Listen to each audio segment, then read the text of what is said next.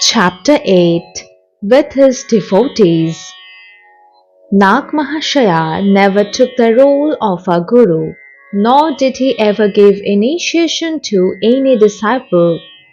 He never went against the injunctions of the Shastras and would be very sorry, even at times angry, if others did so. He believed that being a Shudra by birth, he had no right to initiate according to the Shastras, and he acted according to this belief all through life. But through his grace, the fire of truth and righteousness was kindled in many a desolate heart, and a complete change came upon the life and action of many a licentious youth at his holy touch. Yet never did he entertain with any the relation of a master and disciple. Nay, even the idea would prick him to the core. He would say, I am only a low Shudra. What do I know?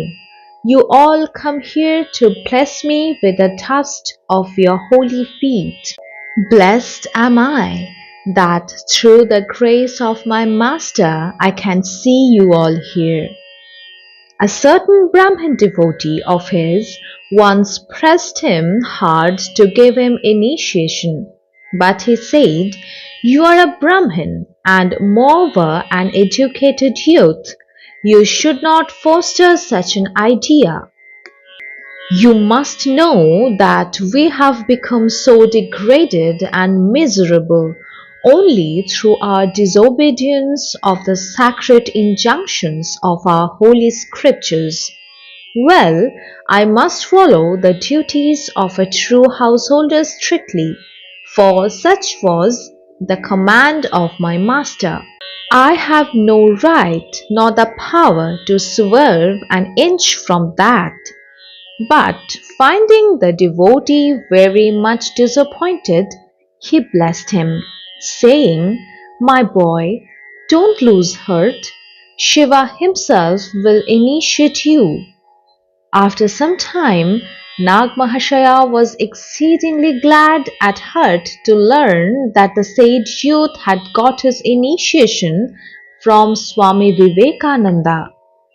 He thereupon remarked, In this modern age, the sannyasin disciples of the Master only can give initiation to the people of the world.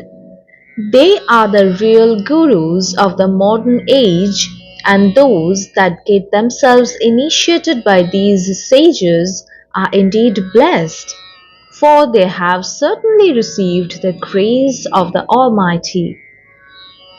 Though Nagmahashaya did not have any proper disciple, he had numerous devotees, and he always kept a watchful and affectionate eye on them. Whether his devotee be far or near, be he in his presence or far off from him, Nagmahashaya always prayed for his well-being and sent his good wishes for onward progress in the path of God realization. Once, a devotee of his was very anxious to see Nagmahashaya and wanted to go to Deobhog. He was reading in Dhaka College. He reached Narayanganj from Dhaka by train when it was evening. It was the wet season and all the roads and fields were flooded with rain water. The road from Narayanganj to Deobhog lies by the temple of Sri Lakshmi Narayanji. The journey was to be made by boat during the rains. The dark night became darker with the heavy clouds in the sky, and it poured incessantly. To add to his troubles, there was no boat to be found nearby to carry him to his destination. Finding no other means, he determined to swim across the vast sheet of water. Having invoked the blessings of Nagmahashaya, the young man jumped into the rushing tide. It was about 9 o'clock in the night when his benumbed body, thoroughly exhausted through chill and exertion, came floating to the garden side on the north of Nagmahashaya's cottage. The devotee found Nagmahashaya waiting there for him. On seeing him, Nagmahashaya cried out, "Alas, what have you done? What a daring boy you are! These fields are at this time infested with venomous snakes. You shouldn't have taken such a daring, headlong step in this stormy night when it is pouring incessantly and is pitch dark." Without any reply to his affectionate reproaches, the devotee followed him gently. When he reached home, Nagmahashaya's wife gave him a dried cloth to put on. She too did not spare the boy for his rash conduct. At this, the devotee burst out into tears and said that it was hard for him to live without seeing Nagmahashaya. However, she then went to cook food for the guest, but found there was no dry fuel to make fire.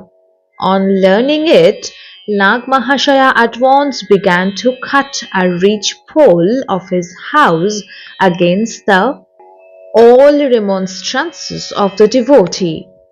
He said to his wife, "What?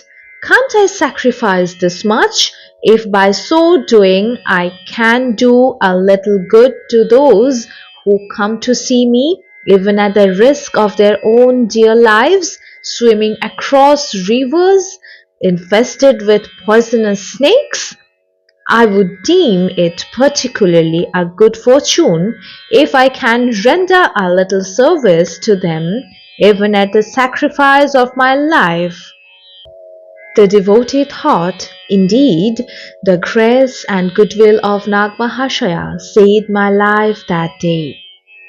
Another time, Nagmahashaya saved the same young man from committing suicide. He was then reading in the BA class in the Metropolitan College of Calcutta. Once he was walking along in a moonlit night on the roof of his house. Though it was peaceful and lighted all around, he felt a thick pall of gloom within. It was stifling him. His heart was not as yet lighted with the fire of knowledge. His life hung heavy on him without the sight of his beloved master Nagmahashaya. He was not then known to the other disciples of Sri Ramakrishna, and he could not therefore seek solace in their holy company. And though Nagmahashaya went to Calcutta every year to make purchases for Durga Puja festivals, he had not the patience to wait so long. He only thought, "What is the use of my life when I have not been able to realize that bliss, though I could get the grace of such a Mahapurusha?" His existence became disgusting to him, and he resolved to bring an end of his life by jumping down from the terrace. But as he was about to translate this thought into action, he heard a voice in that silence, "Tomorrow morning you will see Nagmahashaya." He shuddered, for none was there. He went and quietly lay down on his bed. Next morning, when the young man got up from his bed, he heard someone calling him. He opened the door in haste and found Nagmahashaya standing before him with a bag in his hand. As he met him, Nagmahashaya said, "Why do you cherish such terrible ideas? I had to come here for you, as you made me so anxious." What anxiety is there when you have entered the kingdom of Sri Ramakrishna? Don't be impatient. Suicide is a very heinous offense. Then he added, all this time you had been floating on shallow streams, but now you have entered into the deep ocean. He then took him to the sannyasin disciples of Sri Ramakrishna at Belur Math and told them, this gentleman is very restless. Please shower your blessings on him and see that he can get the grace of Guru Maharaj. Nagmahashaya once told some devotees who came to see him often, my boys, you are dearer to me than my own self. If I can help you in any way, even by laying down my very life, I am always ready for that. What more can I do with this cage of flesh and bone?